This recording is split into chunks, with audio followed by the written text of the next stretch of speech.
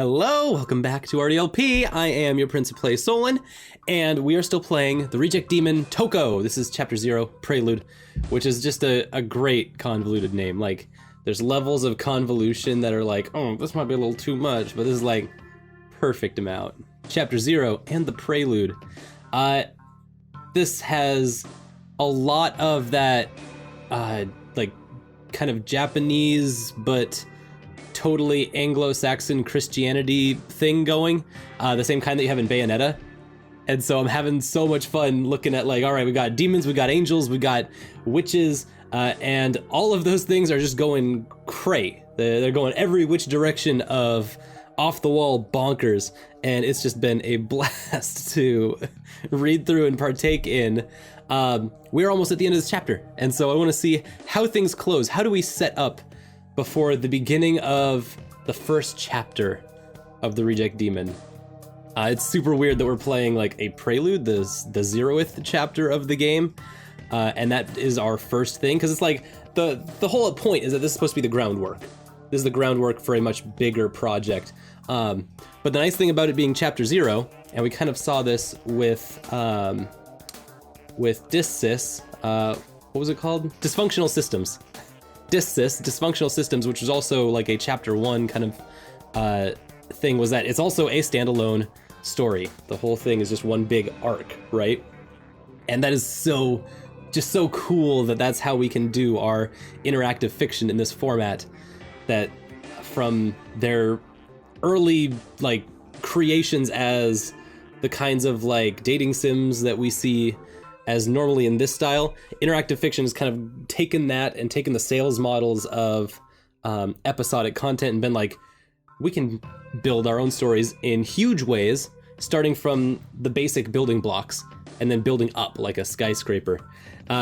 So I'm excited to see how chapter 0 ends. And based on where we've come so far, Toko has been around for 4 days and has been already upgraded from soulless reject demon to interesting humanized lover and also base-wielding demon. We have actually evolved into a realized, fully formed succubus and also pretty dang good human being. Like, we've done good acts, we've been nice to people, we've started to empathize with others, and we also can summon a stand that kicks ass. So, like, we've been everywhere, and it's only been like 4 days. So let's see where the story takes us. I want to see how Nadia and Toko develop before they conclude the chapter 0. I want to see where their relationship stands once all the dust settles. Oh, Nemi. You, didn't lose badly considering that you were kind of fighting 3-on-1, but for an angel, you lost bad. You lost badly. Nemi turns her gaze upward, gripping her hands together to keep them from trembling. Everyone has noticed that something has interrupted the fight. Nobody except the angels appear to know what. Oh no! I know in Bayonetta that means that bigger angels come out whenever angels stop fighting. Alright, enough's enough, Toko, drop it. Staying here is gonna get us killed. I would rather not be here either. What? We can't just let them leave without learning their lesson? You've already won, Toko. What the hell are you trying to prove? Every time someone says hell on this, just as like casually, I'm just like, but demons say hell all the time just for fun. Something descends from the sky. Okay, its presence freezes Nehemiah and Ezra to the ground with its majesty, as majesty is wanton to do, what with their freezing people ability. I want to remind everyone that we're supposed to be alive enough to take on the rest of hell. If you guys want to blow it up before it even starts, fine, but leave me out of it. I can do drum solos, no problem. If you'd like to lay down on the altar and be a sacrifice, knock yourself out, sissy. I'll come with you, Devin. Jicha's like, peace, guys. This is getting weird. Toko, do not keep this up, please. Wait, Nadia, stay back. Uh-oh. And we all come to this. Dewy searching her hopeful wings around salvation far above here. No. The scream of a massacred choir, wrought to a broken human voice, peals through the air. Gotta love those massacred choir noise. Simultaneously, Toko's heart beats faster than it ever has before, and stops stone dead. Toko. Hey, I feel it too, but we can still get out of here if you can move your legs. The massive seraphim elegantly reaches the ground, its blank face surveying the battlefield. Staying our child's head, the angels bring selves upside down, so it is said.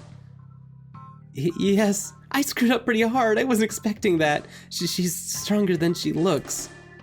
All the glamorous light has been washed from Nehemiah's body, lost in the fiery beacon looking down upon the scene. I did not know what glamorous light-washed footprints from upon the sky. Of here those beautiful souls flee scorched from Nehemiah's body, lost in light dream gone. Dang, Seraphim is not only speaking in archaic and cryptic kind of language, but she's speaking for effect, the Seraphim. Not only that, she is speaking entirely in truth. Not like a normal human language, but literally like, this is the like law now. Like they can only say what is literally about to happen, and Nehemiah's body is not looking like it's in a good place right now. I feel like maybe she's casting judgment here, like literal, like this is happening now kind of judgment, not like, you seem like an awful kind of person. She's not like judging her, she's like literally like, bang, bang, bang, you are guilty. This is your body scorched in flame now, like for realsies. Wait, please, you really didn't need to interfere. What was I supposed to do? I don't. Hurry up and run. Epiphany screams at Toko, but it's no use. Toko can no longer understand how to control her body. What? Maybe that seems like Nadia's field of expertise. Maybe Nadia should be the one doing body stuff. The angel finally turns her attention to the demon. Those luckily enough to be ignored witness what looks like a practiced, almost mechanical curtsy. She's my soul's, help me! To trust me with ourselves upon the ground, child of stone down. Do not be chains such a round neck. To be a sacrifice, love knock yourself down seen. Uh-oh. Toko finds herself upside down, the ground far above her head. This is a unrenounced truth that has just been brought upon us. The angel brings her prey to her, wrapping her wings around Toko, stroking her cheek, setting it ablaze. Damn. Ah! Hot cheeks. Hot cheeks. Staying hearts before it, everyone. Such stuff is grace. Nah, you would not before. And be alive enough, Toko? The angel's feet touch the pavement, her soles leaving scorched footprints upon the ground. Oh, pardon me, Ezekiel, but why have you come? Is she really worth your time? Are you so unwilling to trust me with her that you would break her yourself? Interesting. It's weird that Nemi feels like she can even try to pull rank or something on Ezekiel. It's an interesting play. It seems like a way to get yourself killed real quick in Angel World. This choir, what that she's doing to Holy Heart be? I feel like I'm gonna burst apart. I don't know what she's doing to Toko. Oh, we're all in trouble now. Ezekiel grips the air tightly and a new lick of an ancient fire bursts into her grasp. Oh no. With a celestial chime, the fire is shaped into a sword. Ezekiel examines her blade carefully, as if curious about its form. Sorry I wasn't as much help as you needed. Alright, Epiphany's out, Toko's out, everyone's out, like everyone's out. I guess all we got left is our Deus Ex Machina or some kind of savior's gotta come down. And I'm thinking that witch lady, right? She's gonna come and beat up mean old Ezekiel. I think that's our last straw, like our last ditch ever, right? Oh dear. This was just supposed to be a pop concert. We were just supposed to go to a pop concert with our girlfriend. And like always, Seraphim descend, try to burn us, and it's like, ugh, what a day, what a day. As the Seraphim raises its sword to the judging stars, Toko can only choke on the boiling air. Stop! Lottie tries to fling herself in the way of the attack, but hold it! There's no point in getting yourself killed too. Before anyone can watch the blade pierce Toko, it already points at Ezekiel's feet. What? Toko collapses, choking on the dry air. Oh God. Good, she's not dead. How is everyone? My name is Toko. What the hell? Toko, what did she do? She didn't harm Toko's body, I can tell you that much. Then what did she harm? Don't worry. Steph, she's finally here. Enough! Hey, there we go. The pissed off crone sits upon her chicken-legged hut. I didn't think it would get this out of hand, Ezekiel. Fix her. The Seraphim obeys. It's unclear if she does so out of respect or fear. Oh. Toko seizes for a second, then blinks. What? Nadia? Oh God, you're okay. You are okay, right? Nehemiah, your concert's over. Take your friends and get out of here. Ezekiel says nothing. She turns to Nemi and Ezra and lightly touches their shoulders. Yeah, we're out. This wasn't worth it. Let's not see each other ever again. Once they've disappeared, the witch turns her attention to the remaining crowd. Huh. Considering how long this fight went without you intervening, I figured you have made a deal with those two as well. Deal? Don't worry about it, little sister. The demons should go home too. Nadia, you come with me. Whoa, she wants Nadia. Not Toko, who's kind of been our protagonist for a while here. Wait, why should... She's not going anywhere. No, Toko. Eventually, Toko, you're gonna have to call in. You're gonna have to put in all your chips and be like, all right, I've got to retire for the day. Toko just does not stop, does she?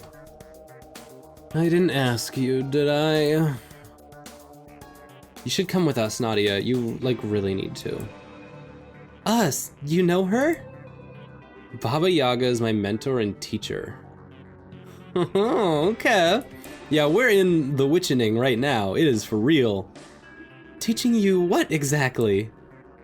I don't feel like sitting here. Let's go. Before Stephanie has a chance to explain, Nadia is pulled towards the gigantic hut. He just came on down in her house like Wizard of Oz. Boop. I'm a witch. Hey guys, how's it going? Go away, everybody that's angels and demons. This is now a human place. What, Nadia? She'll see you again in a few hours. Try to meditate until then. You could use the time to relax. Come back here! The door to the hut closes and the structure just scampers on away. Toko, clutching Epiphany's neck, bolts after it. Won't let her go! So what do we do now? We still haven't eaten. I knew you'd say that. Let me see that phone of yours. Inside Baba Yaga's hut, Nadia can barely feel the hut's bucking. The old chair she finds herself in is at least comfortable. Over in what must be the kitchen, the strange witch whispers something to Stephanie as the two prepare something. Excuse me, I think this is the second time I've been kidnapped. Mind telling me why? You're not kidnapped, relax. Oh, so I'm free to go. Great. Stop this chicken and let me out. I'm not stopping the hut, but you're still welcome to leave if you can handle the cold. The cold? Where are we now? Kamchatka, she says rather matter-of-factly. Ahaha, of course. Kamchatka, Massachusetts. Why wouldn't we be in Kamchatka, Massachusetts? Wait, where's Kamchatka? That's like in Russia, right? Come on, Uchitli, you're the one who brought her here. Be nice. Are you hungry, Nadia? Thirsty? We have like snacks and stuff. We've got like Diet Dr. Pepper in the fridge. Real refreshing. Nadia sighs. Whatever you have is fine. Stephanie returns to the table, walking slowly and carefully, carrying a tray of tea and boiled eggs and Diet Dr. Peppers. Meanwhile, Baba Yaga pulls up a seat and puts her sandaled feet on the table, taking a guzzle from a pint of pungent coffee. One summer is tea okay? Oh, there we go. Sexy saxophone, you hear that? The tea is fine, thanks. So this is your home. It looks cozy. I love what you've done with the tendrils of evanescent green stuff. And pelts. Really, really tying the room together. Nadia's at a loss for how to describe it. It's either that or alternative. Stephanie, be a pal and check Nadia over. But I just sat down. The elder witch cuts her off with a glance. Oh, just a second. Stephanie wobbles onto her feet and searches around the hut, after shuffling through all sorts of odds and ends. Aha! She finds what she's looking for, a tiny brass lantern. Here we go, Nadia, this is gonna be really weird for you, but I promise it won't hurt. I'm not exactly sure what to think of anything anymore. For the last couple days, I was just a regular college student. Stephanie reaches her index finger and thumb into the lantern, and pinches the wick of its twisted yellow candle. I understand. Well, kinda. I was sort of born into a witch family. In an instant, the flame is lit and shining like a lighthouse beacon. Every shadow in the hut vanishes in an instant. Nadia notices soft sounds of cellos echoing throughout the room as if carried by the light. Looks like you were right after all. I was hoping I would be. I was hoping I wouldn't be. Have you seen enough? Yeah.